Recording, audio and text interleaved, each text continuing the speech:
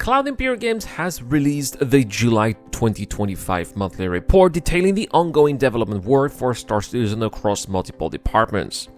The update highlights progress on upcoming features, ships, gameplay systems, and backend technologies as the project moves towards the release of the next patch, Alpha 4.3.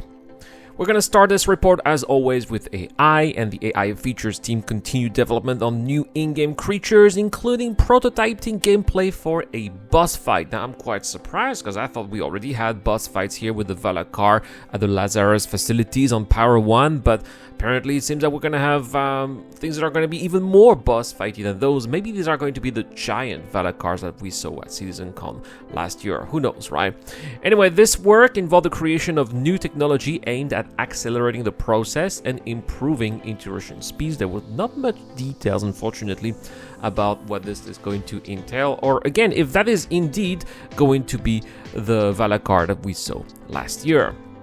As far as game intelligence development works here, work progress on the prototype for mission system V2, so I don't know why this is going to be in AI, but maybe they need that. Maybe they need extra AI for mission system V2, I suppose, which is expected to provide the foundation for more dynamic and complex mission structures in the future.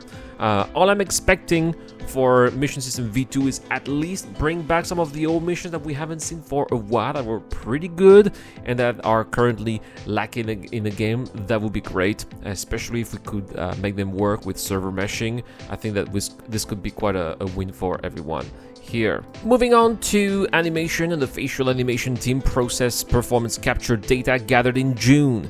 This included work on several new mission givers and a mini-boss character. Maybe that's the same one that we mentioned a little bit earlier. Collaboration with the narrative team also advanced animation for in-universe TV broadcast personalities such as James Harriman, whom you know is Jared's character in the game. Additional motion capture sessions took place on July for Alpha 4.3.1 and future content.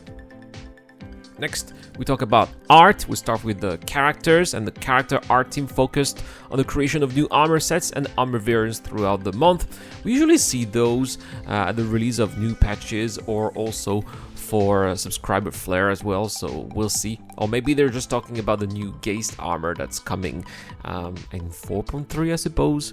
Also, talking about ships here, this is the juicy part. The Envil Paladin progressed through its Grey Box Gate review. The Drake Ironclad saw navigation updates, including new elevators and revised staircase placements aimed at improving traversal. We've also learned that both the RSI Apollo Medivac and Triage, as well as the RSI Perseus, have passed their LODO phase, their level of detail phase, with the Medivac now being in final stage with damage setup, paints and LOD levels being created, while the Perseus is seeing some of its exterior here getting additional details. And as you can see here, this is a picture in engine, looks like it's in Paro, and it looks really good. Hey, who knows, maybe it's going to be released for CitizenCon, right? Development on the Ironclad Assault continued with the white box phase. And 4 unannounced vehicles also moved forward along the development pipeline. The first is nearing completion of its white box phase. The second passed white box review and is entering gray box. The third received geometry refinements and additional animation work. They also mentioned that this one has issues with its cargo animation, so perhaps we're talking about the Gatak Raylan for this ship in particular. And the fourth vehicle completed a combined gate review. We could be talking about the upcoming Kruger ship.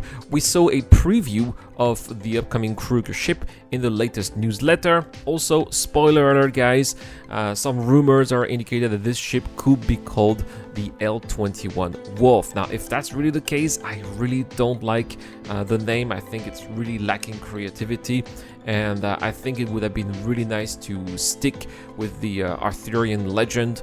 I made a couple of videos about my vision for Kruger and what I was hoping for this manufacturer, and it seems it's not the direction they are going to, and that's unfortunate. But let me know what you guys think about this potential name, L-21 Wolf.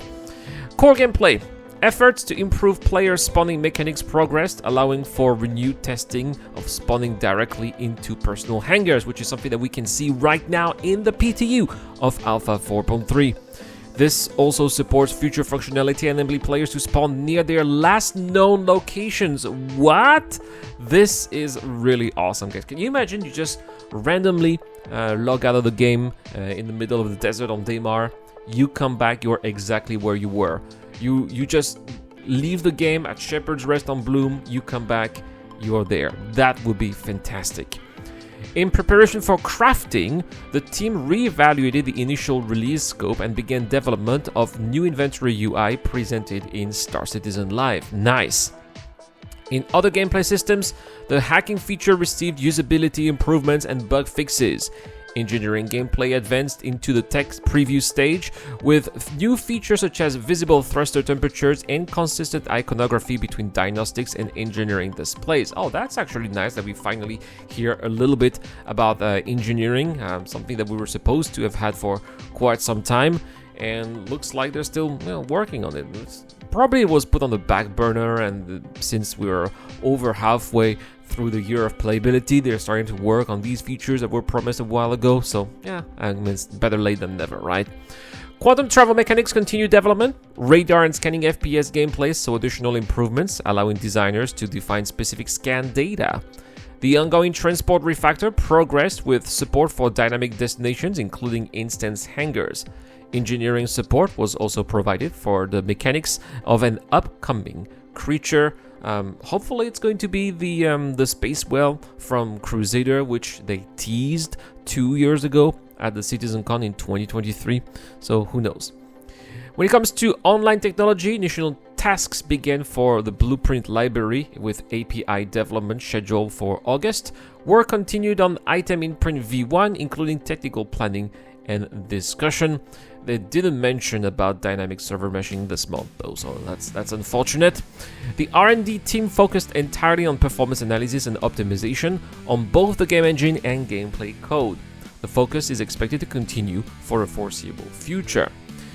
And so that's pretty much it here for this monthly report, which of course illustrates some ongoing progress across key areas in the development of Star Citizen, including of course gameplay, AI behavior, new ships, backend technology. I always hear about those, but it was nice to hear a little bit about engineering gameplay, which seems to be making a little bit of progress as well. So that's good. Hopefully we'll see it this year.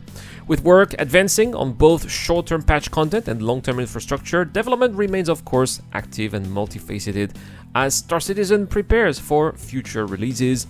It's interesting to also note that they mentioned 4.3.1. There's always a 0.1 patch now. I don't know if you guys noticed that. They have like the 0.0 patch and then the 0.1, and sometimes they move straight to the next 0.0 patch. It's really interesting, the cadence of releases this year. Anyway, that's pretty much it for this monthly report. Don't forget we have a giveaway this month. I'm giving you a Drake Golem with LTI. All you have to do is just comment and subscribe to any videos posted this month. I'll add 10 entries into the wheel of names that way. Automatic entries for Patreon and YouTube members. So if you enjoy this content, well, any help over there is much appreciated. You have the link in the description down below. A big shout out as always to my Patreon members, including Dr. Frobin, Carter Sisters, Shadow Rise, The Key to Docker, and Zero Crusher. I have been Iran, and I'll see you guys in the next one.